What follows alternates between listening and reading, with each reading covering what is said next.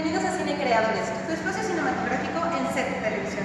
Yo soy Giovanna Díaz y el día de hoy nuevamente tenemos un especial de Cine Creadores.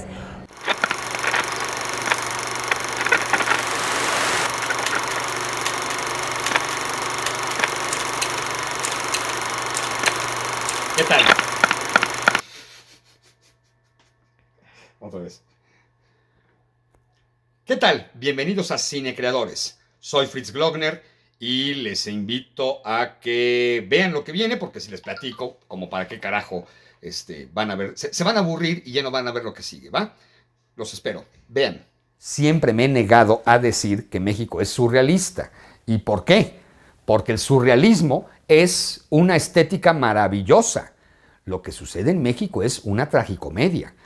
Si antes del segundo escape de El Chapo Guzmán, de la cárcel de máxima seguridad, hubiéramos escrito una obra narrativa, literaria o una película donde se escapara el máximo capo de México 2 veces de una cárcel, sería panfletario. Sin embargo, la realidad lo dio. Si hubiéramos escrito una crónica donde se repitiera el terremoto del 19 de septiembre de 1985, se repitiera el 19 de septiembre de 2017, diríamos, no mameyes en tiempos de guayabas, como planteaba mi hermana Ligia. Entonces, muchas veces somos un país donde la realidad se esfuerza cabronamente por subordinar a la ficción. ¿Y qué tenemos que hacer como creadores de literatura, de cine, de lo que queramos?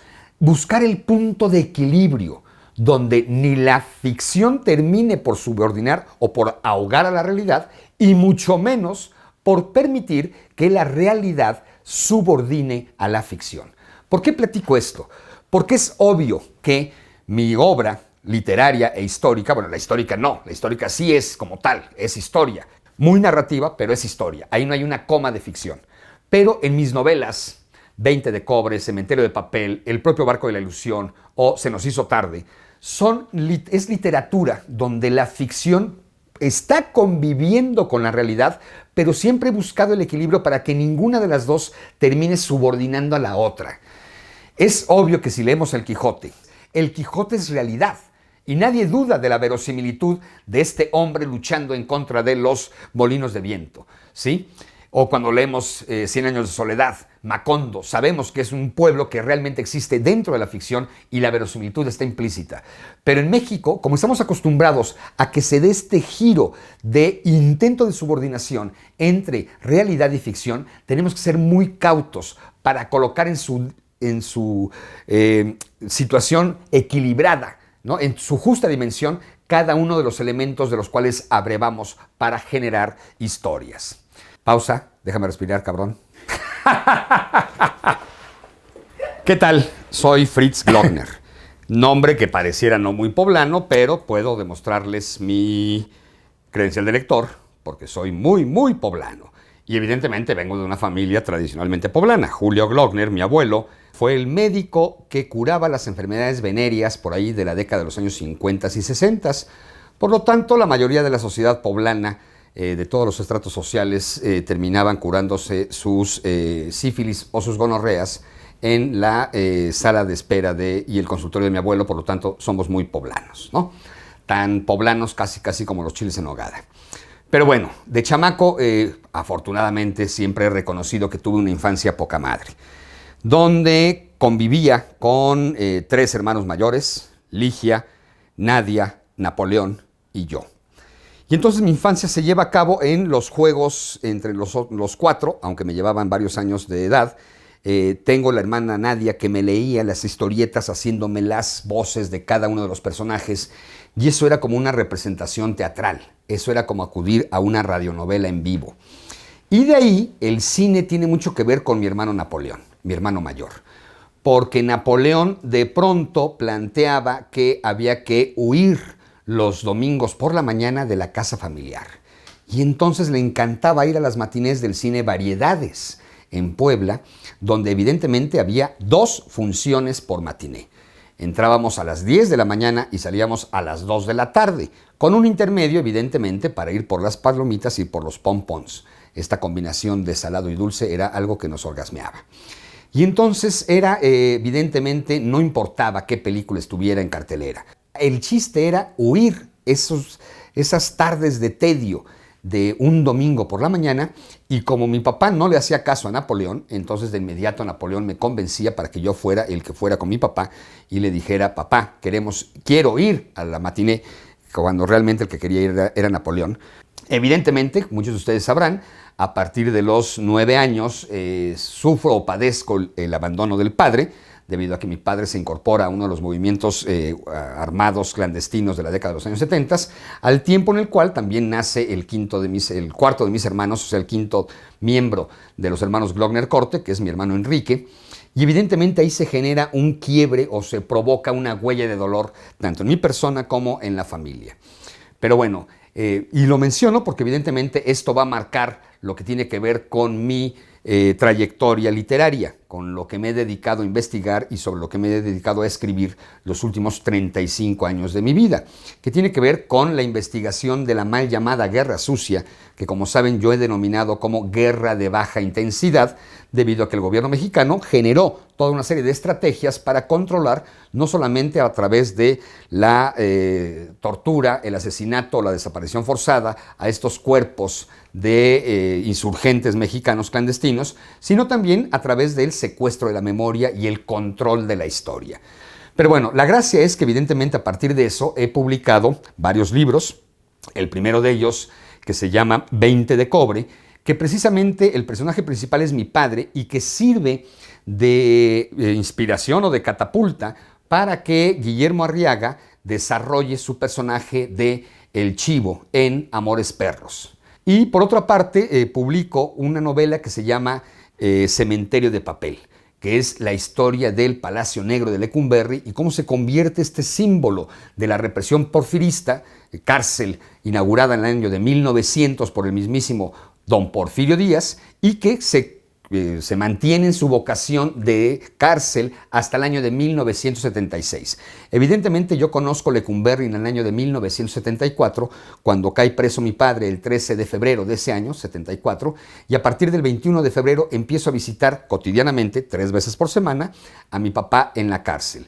Y cuando Lecumberri se transforma en Archivo General de la Nación en el año de 1972, y específicamente en el año de 2002, cuando los documentos de la extinta Policía Política, Dirección Federal de Seguridad, van a ser resguardados en el Archivo General de la Nación, me percato que en el 2002 estoy regresando a Lecumberri para volver a ver a mi padre, pero ahora convertido en papel. ¿Qué sucede? Un día del año 2005, estoy en la ciudad de Cuernavaca porque voy a presentar mi novela 20 de cobre, la reedición de 20 de cobre, y de pronto se me aparece un hombre de mediana estatura, muy serio él, muy formal, que me plantea que quiere hablar conmigo porque desea escribir un documental sobre la vida de Rosario Ibarra de Piedra. Y me empieza a plantear lo que él desearía, y entonces le platico que en mi novela Cementerio de Papel hay un personaje que está basado evidentemente en la figura emblemática de Rosario Ibarra de Piedra y que precisamente lleva el nombre de Rosario Ibarra de Piedra, donde cuento parte de su historia, y entonces todavía lo hago que vaya a comprar esa novela y todavía le doy instrucciones de que lea ese pasaje a ver qué le parece. Él me estaba convocando para que yo escribiera el guión del documental que pensaba hacer sobre Rosario. Y bueno, pasan los días y a los 10 días aproximadamente recibo una llamada telefónica donde era el famoso Mario Hernández y me habla por teléfono para plantearme que siempre no desea hacer el documental de Rosario Ibarra de Piedra, sino que desea llevar a la pantalla grande mi novela Cementerio de Papel. Novela que de pronto me da la oportunidad de llegar al cine de otra manera. Tu intención como escritor es únicamente la captura, el secuestro, el llamar la atención del lector.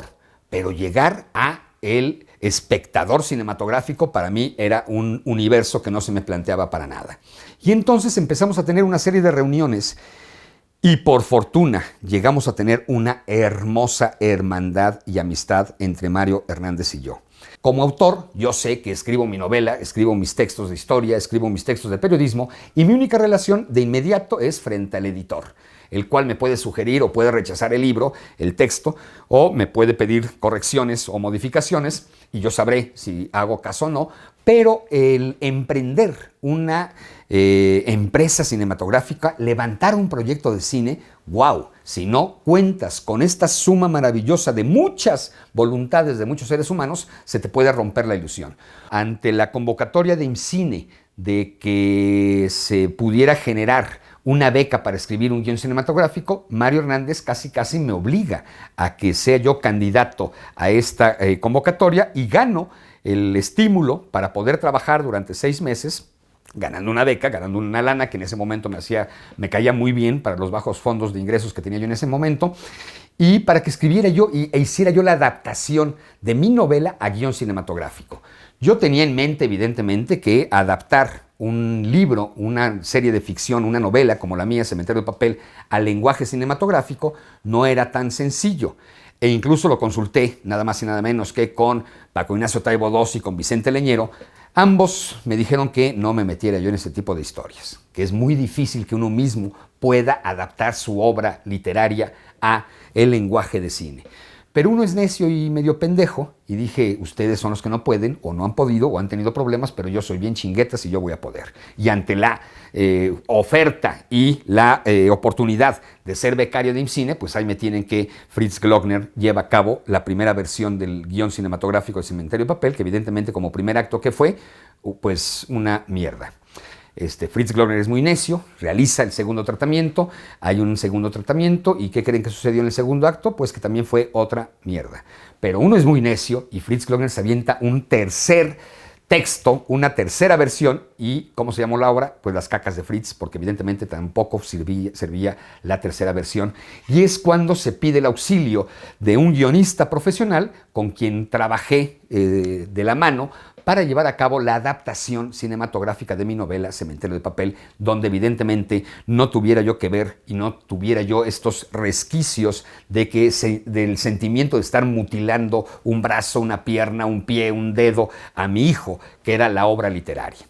Por fortuna quedé muy satisfecho con el guión cinematográfico, el proyecto avanza, se arma la carpeta y es beneficiada con los fondos de IMCINE, se junta el capital. Y no me la creo, sino hasta el día en el cual empieza la filmación de Cementerio de Papel y entonces ya es cuando pongo un pie por primera ocasión en lo que es un set de filmación y entonces descubro lo que es el mundo del cine. Para esto he de hacer la aclaración de que Mario, jode que jode, no solamente me estaba exigiendo que escribiera yo el guión o que hiciera yo la adaptación, sino que también tenía yo que actuar dentro de la película debido a que el personaje de Enrique, precisamente un hijo de un exmilitante de los movimientos armados clandestinos de la década de los 70, el único que tenía, o el único que podía demostrar frente a la cámara esa sensación, ese sentimiento era yo. Y apelando a que durante la época de estudiante en la preparatoria, en el Instituto Oriente, aquí en Puebla, fui miembro del equipo de teatro y había yo tenido mis escarceos y mis actuaciones teatrales en el grupo de teatro Teimo se llamaba, en ese entonces, en los años 80, dije, ¿por qué no? Y que me aviento a incorporarme como actor en una pequeña sección representando el papel de Enrique, uno de los hijos de los sobrevivientes de las guerras de baja intensidad en México. Evidentemente fue una experiencia maravillosa debido a que conté con el aval, el apoyo, la solidaridad de todos los grandes actores que estaban realmente, los actores profesionales que estaban ahí, no vieron con suspicacia o con coraje o con este güey que hace aquí parándose en un foro si no es actor como tal. Y me refiero, por ejemplo, a Alberto Estrella, de quien recibí clases express, digamos, de actuación, o me marcaba los tips evidentes para no regarla frente a la cámara. Evidentemente, mi querida Rocío, quien también me soplaba al oído cierto tipo de tips. En fin, tuve la oportunidad de coactuar con grandes actores del cine nacional.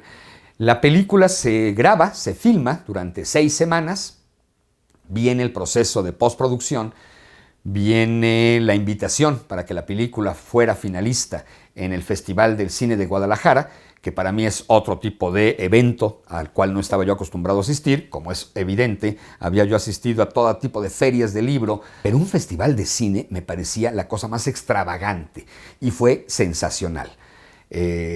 Rodearte con este mundo del espectáculo, del entretenimiento, de la cultura, de la ciencia humana, que es el cine, pues fue una experiencia maravillosa, aunque también he de decir que de pronto los egos dentro de la industria cinematográfica tienen un mayor índice dentro del termómetro de grados comparado a lo que suele ser el ego dentro de los escritores o las ferias del libro.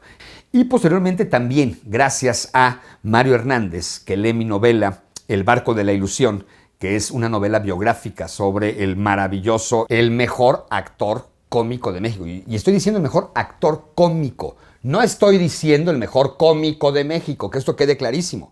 Porque Germán Genaro Cipriano Gómez Valdés Castillo era un gran actor. Recordemos sus representaciones, por ejemplo, donde no es cómico, ¿no? Donde no hay actuación cómica, sino que hay actuación dramática, por ejemplo, ¿no? Y entonces me parecía que Tintán era un personaje, un actor poco valorado. He de confesar que Tintán no era de mis gracias de comicidad. No me da pena decir que de escuincle yo era fan de Viruta y Capulina, por lo tanto que yo jugaba a la broma boba, ¿no? El chiste del pastelazo. No me da pena decir que eran mis ídolos. E incluso Tintán me parecía aburrido. Pero de pronto por ahí, en el año de 1980-81, un clásico domingo en el cual la novia no te pela, no tienes ganas de leer, es un domingo por la tarde y prendes la televisión. Recuerdo muy bien que era la película Mátenme porque me muero. Y cuando vi esa maravillosa obra cinematográfica, me paré, me fui al espejo, me vi 10 veces y me dije, qué pendejo soy. ¿Cómo me he perdido la magia de la comicidad de Germán Genaro Cipriano Gómez Valdés Castillo? Me pareció el genio del humor. Y empiezo a pensar, así como sucedió con lo de mi padre en Lecumberri y por qué empiezo a investigar todo lo que tiene que ver con la guerra de baja intensidad, que tenía que ver porque, en el caso de mi padre, de que salía yo a las librerías y nada me permitía traducirme esta realidad que estaba yo viviendo. Y te preguntas, ¿acaso mi padre es un fantasma en Lecumberri o qué carajo? De igual manera, quiero saber de Tintán, me voy a las librerías y descubro que no hay nada escrito de Tintán. Encontré evidentemente la biografía de Cantinflas, hasta de Clavillazo, pero de Tintán absolutamente nada. Y fue cuando dije, de aquí soy. Y como escritor es maravilloso encontrar ese rincón que nadie ha tocado. Esa historia que se encuentra inédita y que tú quieres leer, eso es maravilloso como creador. Y entonces, evidentemente, me dediqué a investigar la vida de Tintán. Termino la investigación y me percato que tengo un material hermoso y que había que escribir tal vez la biografía de Tintán.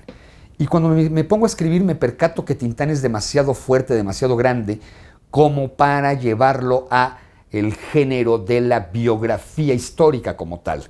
Por lo tanto, decido llevarlo a la ficción. Y planteo que la novela, la literatura, me va a permitir cubrir esos espacios oscuros de la biografía con los cuales no cuento.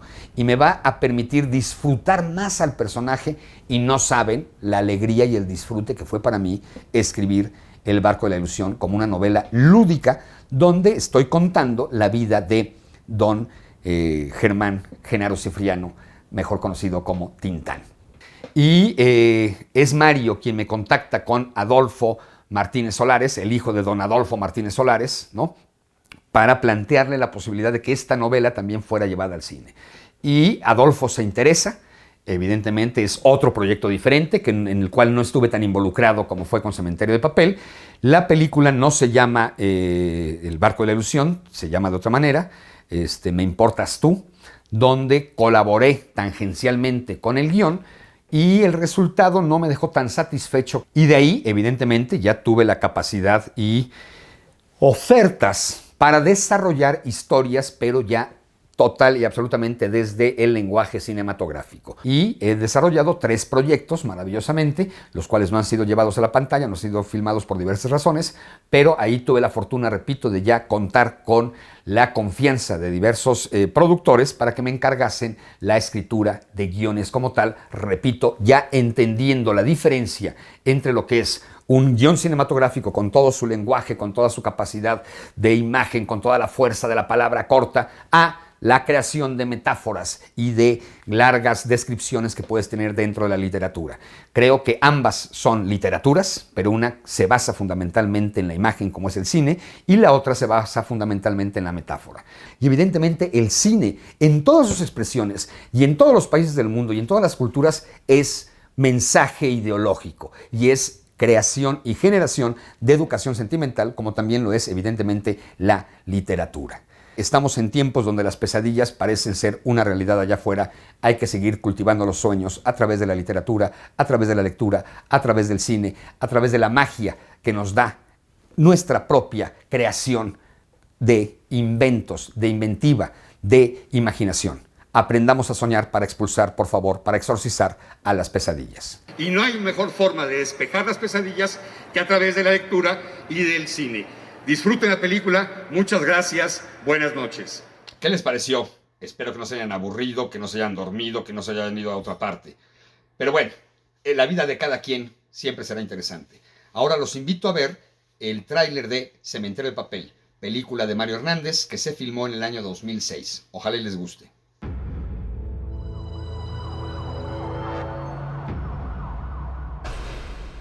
Encontraron un cadáver en Lecumberri.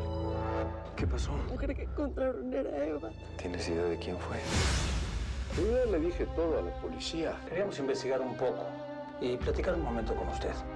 Eva sabía algo y la eliminaron. Ella sabía cómo desconectar las alarmas. No puedo saber que la mataron y no hice nada por ella. Sabemos que usted y su novio tienen mucho interés en la Galería 6. ¿Han hecho investigaciones por su cuenta? Que se va a revisar todo esto y se va a hacer justicia. ¿Dónde sellar estas cajas? Su contenido no se debe saber. Una cosa es haber estado de carcelero en Lecumberri y otra muy distinta es estar involucrado en un asesinato. Ustedes se han vuelto peligrosos para alguien. ¿Por qué no me dicen quién? Un torturador. El turco le decían. Tienen algo nuestro. Ahora nosotros tenemos también algo que es suyo. ¿Dónde están las cajas con los documentos?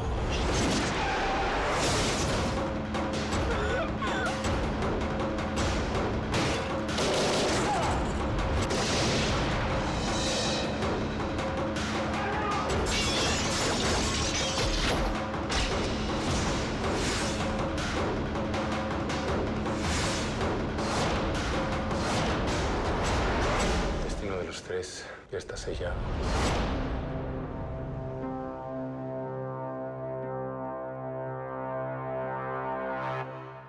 Estamos de vuelta, de nueva cuenta. Me quiero imaginar que les gustó Cementerio de Papel. Ahora, ¿qué tal si me acompañan a ver el tráiler de Me Importas Tú, que tiene que ver con el maravilloso Germán Genaro Cipriano Gómez Valdés Castillo? Claro, Tintán. ¡Vamos!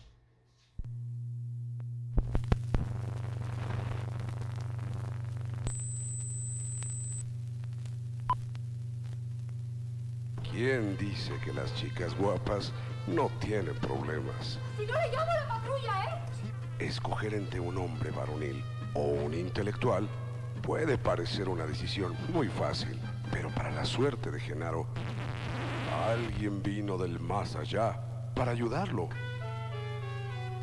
En lugar de quejarte, aprende. Tu canal tiene la fórmula mágica para conquistar a las mujeres. A ver, mi reina, ven. De hoy en adelante, ni una mujer para mí. Se acabaron las mujeres en mi vida. ¿Y por qué estás tan seguro? ¿Cómo que se acabaron las mujeres y todavía no empieza este canal que le está pasando? Una historia de amor como nunca la habías visto. Me te da envidia que yo tenga tantas viejas. ¿Envidioso yo? Sí, envidioso tú, compadre. Te tienes que acercar tranquilo, relajado, seguro de ti mismo, como... Ay, señorita, mejor lo dejamos pendiente para otra ocasión, ¿no? No, ¿qué pendiente? No seas loco. Los hombres no podemos ser amigos de las mujeres. ¿Y por qué? Porque el sexo siempre interfiere en las relaciones. Me importas tú. Y tú. No te hagas el borracho, carnalito. No cabe duda que estás aprendiendo muy rápido, Genarito. Una historia de amor del más allá. Soy hijo de Tintán. Perdón. Tranquilo.